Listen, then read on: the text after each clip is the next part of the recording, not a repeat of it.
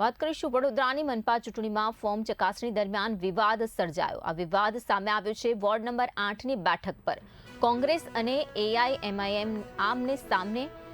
એઆઈએમઆઈએમના વિજય ચંદુ રાઠોડ અને આમિર ખાન વસીમ ખાન પઠાણે ફોર્મ ભર્યા હતા।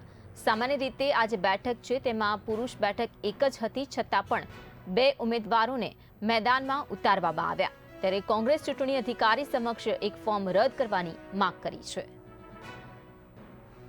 ઉમેદવારી પત્ર ભરી ત્યારે એઆઈએમ પાર્ટીના બે ઉમેદવાર અને બે જનરલ અને પાર્ટીએ બે જનરલને પાછા મેન્ડેટ પણ આપ્યા છે, એટલે એ અયોગ્ય હોય। તદુપરાંત એ લોકોના જે ગુનાહિત ઇતિહાસ છે, જેનું અંદર કોઈ પણ જાતનું એફિડેવિટમાં મેન્શન ના હોય, તો અમે એના સામે સવાલ ઉઠાવ્યા છે કે ભાઈ આ ગુનાહિત ઉમેદવાર છે, જેના પર હજુ કેસ ચાલુ છે, જેની કોઈ પણ જાતની વિગત એફિડેવિટમાં કરવામાં નથી આવી, તો અમે એનો વાંધો ઉઠાવ્યો છે।